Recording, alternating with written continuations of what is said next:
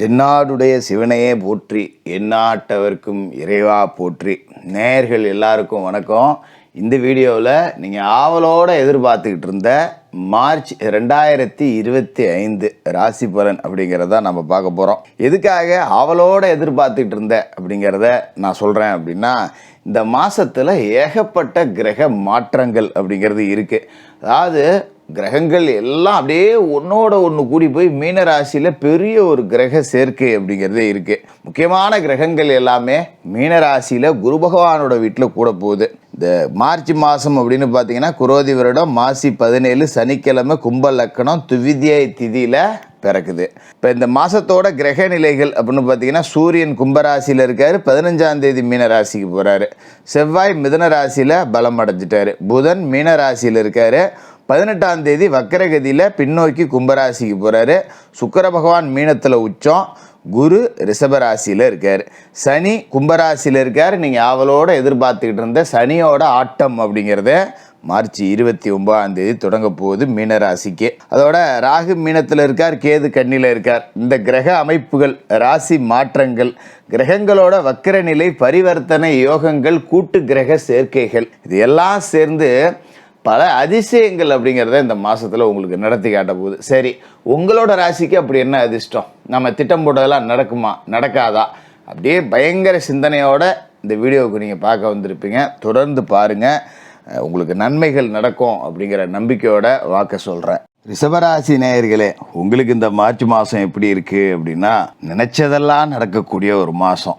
அட போங்க ஜோசியரை அப்படிங்கிற மாதிரி தான் உங்களுக்கு மனநிலை இருக்கும். ஏன்னா எங்கே ஒன்றும் சரியில்லை, பொழப்பே நாருது, நீங்கள் வேறு நினச்சது நடக்குது, அப்படியே வானத்தை வில்லா வளைக்க போகிறேன் இப்படி சொல்ல ஆரம்பிச்சிட்டிங்களா, எங்கே ஒன்றும் நடக்க மாட்டேங்குதே அப்படிங்கிற மாதிரி தான் இருக்கும். என்ன காரணம் அப்படின்னு பார்த்தீங்கன்னா, கடந்த காலகட்டம் அப்படிங்கிறது உங்களுக்கு அப்படி நடந்து போச்சு, வேறு ஒன்றும் பண்ண முடியாது அப்படிங்கிற நிலைமை. ஆனால் இந்த மார்ச்சில் நிச்சயமாக உங்களுக்கு நல்லது நடக்கும். நீங்கள் கிரக நிலைகள் அப்படிங்கிறத பார்த்தாலே தெரியும். பெரும்பகுதி கிரகங்கள் மீனராசியில் இருக்குது. கிரகங்களோட ராஜா சூரியன் மீனராசிக்கு வர போகிறாரு, சனி மீனராசிக்கு வர போகிறாரு, சுக்கிரன் ராசி அதிபதி சுக்கிர பகவான் உச்சத்தில் மீனராசியில் இருக்கார், புதன் மீனராசியில் இருக்கார், வக்கரகதியாகி பின்னோக்கி கும்பத்துக்கு போக போகிறாரு. இப்படி எல்லா கிரகங்களும் பார்த்திங்கன்னா மீனராசியில் இருக்குது அப்படிங்கிறது ஒரு எப்படி கிடைக்காத ஒரு வரம் அப்படின்னு இதை நம்ம சொல்லிவிடலாம். ஏன்னா மீனம் அப்படிங்கிறது உங்களோட ராசியை பொறுத்த வரைக்கும் லாப வீடு. லாப வீட்டில் கிரகங்கள் ஒன்று கூடுது அப்படிங்கிறப்ப லாபம் அப்படிங்கிறது 4 பக்கத்துலேருந்தும் வரப்போகுது அப்படின்னு அர்த்தம். அதாவது பணம் பல வழியிலையும் பாக்கெட்டை நிரப்புன்னு சொல்லுவாங்க பார்த்தீங்களா, அது முக அலங்காரத்துக்காக சொல்கிறது இல்லை. உண்மையிலேயே இந்த மாதத்தில் பணம் பல வழியிலையும் உங்களோட பாக்கெட் அப்படிங்கிறத நிரப்ப போகுது. அதில் எந்த விதமான மாற்றம் அப்படிங்கிறதும் இல்லை. அதாவது மாத தொடக்கத்திலேயே சுக்கிர பகவான் உச்சம். எங்கே உச்சம் அடைஞ்சிருக்காரு? லாப வீட்டில் மீனராசியில் உச்சம் அடைஞ்சிருக்கார். அவரோட உட்கார்ந்துருக்க வீடு கொடுத்தார் இல்லையா குரு, அவர் உங்களோட சொந்த வீட்டில் இருக்கார். இவர் அவருக்கு வீடு கொடுத்துருக்கார், அவர் இவருக்கு வீடு கொடுத்துருக்கார். பரிவர்த்தனை யோகம் அப்படிங்கிற அற்புதமான யோகம். இப்போ தொட்டதெல்லாம் தொடங்கும். தொழில் வெற்றி நடை போடும். ஒரு தொழில் பண்ணிகிட்டு இருந்தேன், மூடி வச்சுருக்கேன், என்ன பண்ணுறதுன்னு தெரியல, அடுத்து முதலீடு இல்லை, என்ன செய்யலாம் அப்படிங்கிற சிந்தனை ஒன்றும் இல்லை அப்படிங்கிற மாதிரி இருந்தவங்களுக்கு கூட தொழில் வளர்ச்சி பாதையை நோக்கி போகுது. அது ஒரு நல்ல நேரம் அப்படின்னே சொல்லலாம். அதனால் சொந்த தொழில் செய்கிறவங்க சும்மானாச்சும் கடையை திறந்துட்டு உக்காந்துருங்க. கண்டிப்பாக ஏதாவது ஒரு வாய்ப்பு உங்களை தேடிட்டு வரும்.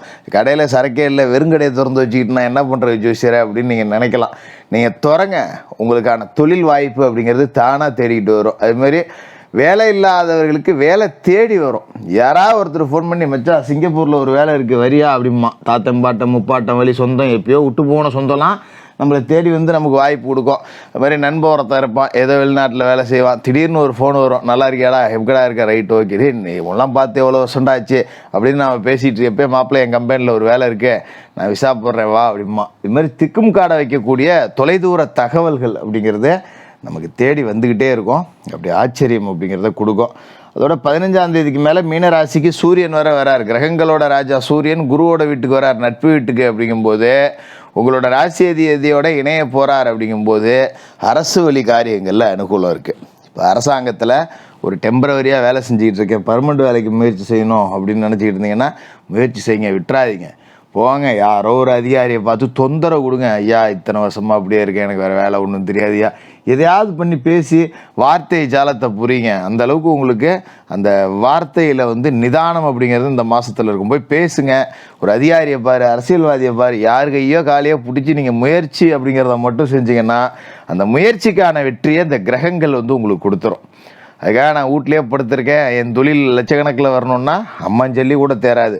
முயற்சி உடையார் இகழ்ச்சி அடையார் அப்படிங்கிறத கிரகங்கள் உங்களுக்கு காட்டும். முயற்சி மட்டும் செய்யுங்க, எல்லாமே நலமாக முடியும். அதோட இந்த சுக்கிரன் உச்சத்தில் இருக்கார் அப்படிங்கிறதால ஆடு மாடு வளர்க்கக்கூடியவங்களுக்கு பெரிய லாபம் அப்படிங்கிறது இருக்கும்.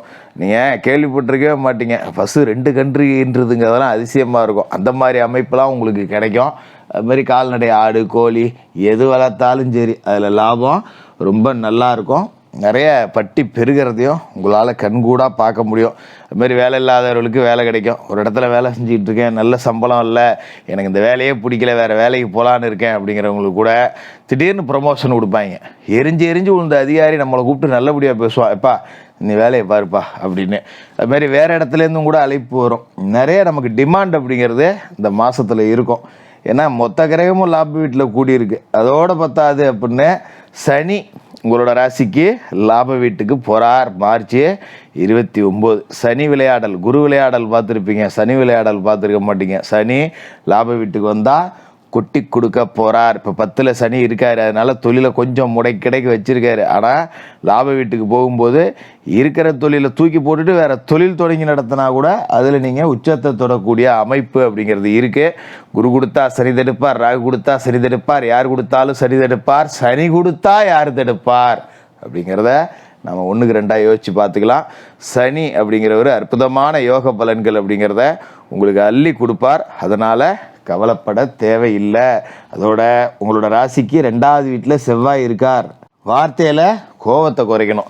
எதாக இருந்தாலும் சல்லு புல்லுன்னு எரிஞ்சு உழுவ வைப்பார். 2ல் செவ்வாய் உட்காந்துட்டு வாக்குஸ்தானம் இல்லையா, கடுமையாக பேச வைப்பார். அதனால் உறவுகள் கெட்டு போகிற வாய்ப்பு இருக்குது. வார்த்தையில் கவனமாக இருக்கணும். அதேமாதிரி நமக்கு அதீத துணிச்சல் அப்படிங்கிறதும் இருக்கும். குறிப்பாக பார்த்திங்கன்னா நெருப்பு மின்சாரம் சம்பந்தமான விவகாரங்கள் இதெல்லாம் வருமானம் கிடைக்கலாம். ஒரு வெல்டிங் பட்டறை வச்சுருக்கேன், இல்லை நெருப்பு சார்ந்த தொழில் மின்சாரம் சார்ந்து தொழில் செய்கிறேன் அப்படிங்கிறவங்களுக்கெல்லாம் நல்ல லாபம் அப்படிங்கிறது இருக்கும். அதேமாரி ராசிக்குள்ளே இருக்கிற குருவோட பார்வை அப்படிங்கிறது 5, 7, 9 இந்த இடத்துல விழுவுது. இந்த இடங்கள் எல்லாம் புனிதமடைகிறதால குருவும் நன்மைகளை செய்வார். சனி உங்களுக்கு நல்லது செய்ய தொடர்ச்சியாக வந்துக்கிட்டே இருக்கார். அதனால் நீங்கள் கவலைப்பட தேவையில்லை. இந்த மாதத்தோட கடைசியில், அதாவது மார்ச் 29 சனியும் ராகுவும் ஒன்று கூட போகிறாங்க லாப வீட்டில். இந்த இடத்துல நாம் கொஞ்சம் கவனமாக இருக்கணும். அது நம்ம தனி வீடியோ போடுறோம். சுருக்கமாக சொன்னோன்னா, லாப வீட்டில் ராகு இருக்கும்போது சில குறுக்கு வழியில் பணம் சம்பாதிக்கக்கூடிய யோசனையெல்லாம் கொடுப்பாரு. அதே இடத்துக்கு சனி போகிறார் அப்படிங்கிறப்ப சனி உங்களோட சொந்த ராசியவும் பார்ப்பார். சனி நீதிகாரகன். நேர்மையாக மட்டும்தான் உழைக்கணும், நேர்மையாக மட்டும்தான் சம்பாதிக்கணும். அந்த ஒரு விஷயத்தில் கவனமாக இருங்க. சட்டவிரோத செயல்கள் எதுலையும் ஈடுபட வேண்டாம். அதுக்கான வாய்ப்பு நம்மளை தேடிக்கிட்டு வரும். ஒரு லஞ்ச பணம் கொண்டாந்து கொடுப்பாங்க, அதெல்லாம் தவிர்த்துட்டு எவ்வளோதான் வறுமையாக இருந்தாலும் வறுமையிலும் நேர்மை அப்படிங்கிறத கடைப்பிடிங்க. லாப வீட்டுக்கு வர்ற சனி எவ்வளோ வறுமையில் இருந்தாலும் உங்களை பணக்காரராக்கி காட்டுவார். நம்புங்க. ரிஷபராசிக்காரர்களுக்கு வாழ்த்துக்கள்.